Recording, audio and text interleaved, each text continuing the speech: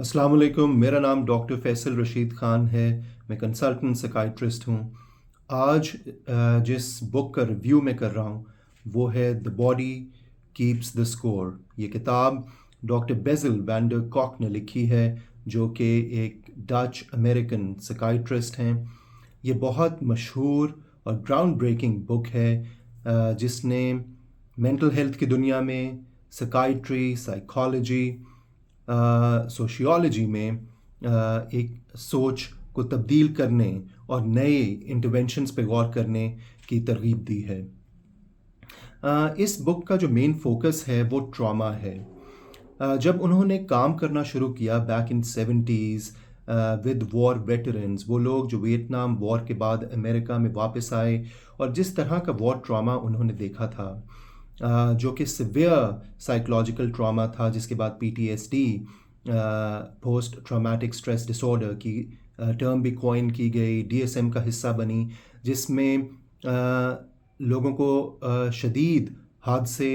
सदमे के बाद फ्लैशबैक्स होते हैं, नाइटमेयर्स होते हैं, उनको वही तस्वीरें, वही पूरा मंज़र दोबारा से महसूस भी होता है, नज़र भी आता है, सुनाई भी देता है, और वो उसी कैफियत में चले जाते हैं जब ट्रॉमा पहली दफ़ा हुआ था। उसके बाद उन्होंने साथ में ये देखना शुरू किया कि ट्रॉमा सिर्फ ये नहीं है कि एक इवेंट हो गया, बल्कि इसकी तो कई कॉनोटेशंस हैं, इसकी कई लेयर्स हैं।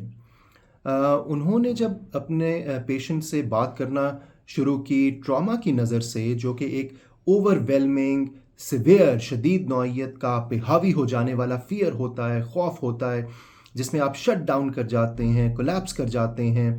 आपके साथ जो 20 साल पहले हुआ होता है वही मेमोरीज आप दोबारा से रीलिव करते हैं, वही इमोशंस, जज्बात आप दोबारा से फील करते हैं,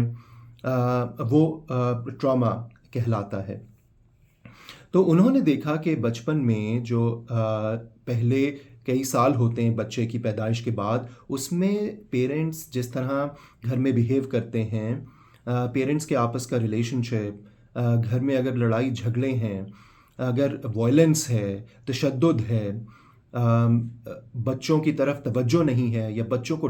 डांटा जाता है, बार बार मारा जाता है, तशद्दुद किया जाता है, पेरेंट कोई अवेलेबल नहीं है, उस सिचुएशन से इस्केप मुमकिन नहीं है, या किसी का रेप हो जाता है, किसी को सेक्सुअल वायलेंस का निशाना बनाया जाता है, उस केस में वो जो इम्प्रिंट्स हैं वो एडल्ट लाइफ में भी नज़र आते हैं। वो ट्रॉमा उनके साथ साथ चलता है, जिसमें 3 रिस्पॉन्सेज हो सकते हैं: फाइट, फ्लाइट या शट डाउन। फाइट जो रिस्पॉन्स होती है, उसमें आपका सिंपैथेटिक नर्वस सिस्टम एक्टिवेट होता है, हार्ट रेट तेज़ हो जाता है, ब्लड प्रेशर ऊपर जाता है, बॉडी में मसल्स में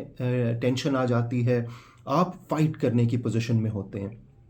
फ्लाइट में ये होता है, पैरासिम्पैथेटिक एक्टिवेशन होती है, जिसमें हर चीज़ आपकी स्लो डाउन हो जाती है, आपका हार्ट रेट भी, आपकी ब्रीदिंग भी, आपकी डाइजेशन भी, और उसमें आप एक पैसिव इंसान के तौर पे बिहेव करते हैं और इस सिचुएशन में रिएक्ट नहीं कर पाते। और तीसरा जो रिस्पॉन्स है वो शट डाउन होता है, जिसमें इंसान का माइंड, उसकी बॉडी बिल्कुल कोलैप्स कर जाते हैं, विथड्रॉ कर जाते हैं, और नर्वस सिस्टम एक शट डाउन की स्टेट में चला जाता है, जिसमें वो अपने नेगेटिव इमोशंस को भी दबा लेते हैं और साथ ही में पॉजिटिव इमोशंस को भी दबा लेते हैं, और वो ज़िंदगी की वाइटैलिटी, ज़िंदगी का प्लेजर, जॉय, खुशी फील नहीं कर पाते। तो ये रिस्पॉन्सेस, ये कोपिंग मैकेनिज़म्स वो लेके बड़े होते हैं, जवान होते हैं, और यही रिस्पॉन्सेस एडल्ट रिलेशनशिप्स में भी नज़र आते हैं। उनको ज़रा सा भी कोई क्रिटिसाइज़ कर दे तो हो सकता है वो एजिटेट हो जाएं, उनको ज़रा सी भी तनकीद का सामना हो, या लोगों से वायलेंस, लोग उनके साथ ज़्यादती करें तो उनका रिस्पॉन्स एग्जैजरेटेड होगा, और वो पास्ट यानी माजी, बचपन की याद ताज़ा कर देगा, या उस सूरत में वो इस्केप के मोड में चले जाते हैं, वो विथड्रॉ कर जाते हैं इमोशनली, उस कॉन्फ्लिक्ट को हेड ऑन फेस नहीं करते, डिफ़िकल्ट कॉन्वर्सेशंस को एवॉइड करते रहते हैं।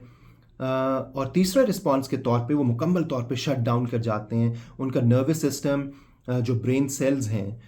वो सोशल कनेक्शंस नहीं बनाए होते, जो कि बचपन में फ़र्स्ट फ्यू ईयर्स में बनना ज़रूरी होते हैं। ऐसा नहीं है कि ज़िंदगी में दोबारा बन नहीं सकते, और उस पे डॉक्टर बेज़ल ने बात की है कि कैसे हम वो इस्टेब्लिश कर सकते हैं। अम, जब इंटरवेंशंस की बात आती है तो बिल्कुल उसमें दवाइयों का भी रोल है, उसमें थेरेपी का भी रोल है, जिसको टॉक थेरेपी, काउंसलिंग या साइकोथेरेपी कहते हैं। लेकिन साथ ही में वो बात करते हैं कि इसके अलावा भी जो इंटरवेंशंस हैं उनको हमें देखना चाहिए, क्योंकि ये जो ट्रॉमा है जाके बॉडी में सेव हो जाता है। कभी हेडेक्स की सूरत में, सर में दर्द,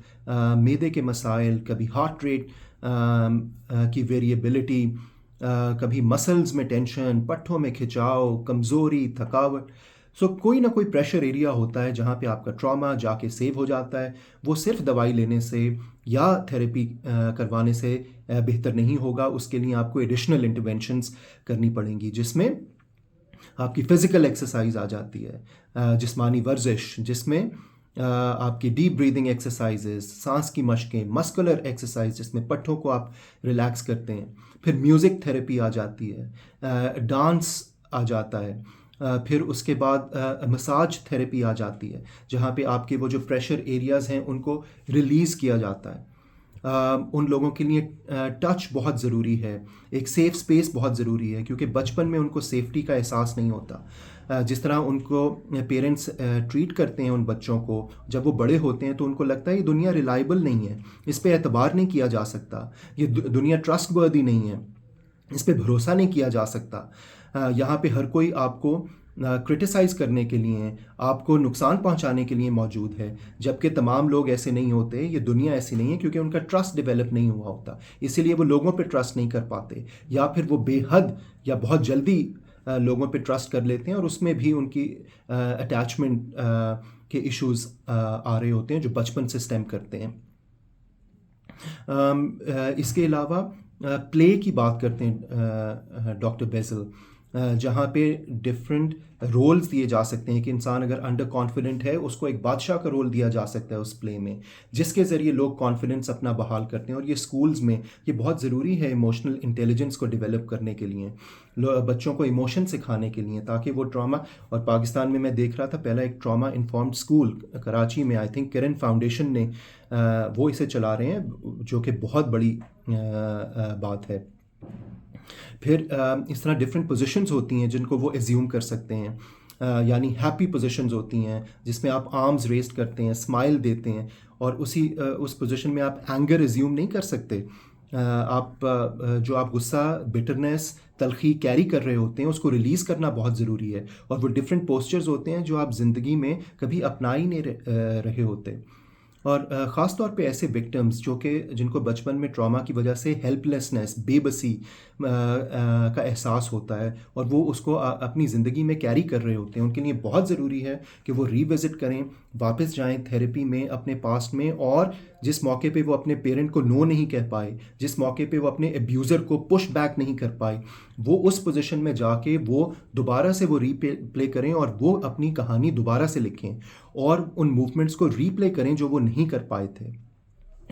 इसमें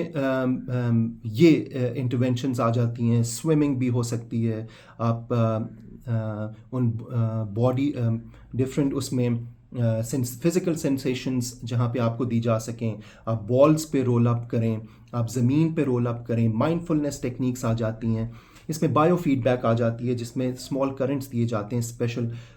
इस पर तहकीक हो रही है ब्रेन के सर्टन एरियाज़ में, और इस पर उन्होंने सीटी स्कैन्स भी किए थे, जिनको बार बार अगर स्टिमुलेट किया जाए तो वो हैप्पी एरियाज़ ब्रेन में एक्टिवेट हो जाते हैं, और वो एरियाज़ जो कि नेगेटिव इमोशंस, नेगेटिव मेमोरीज़ को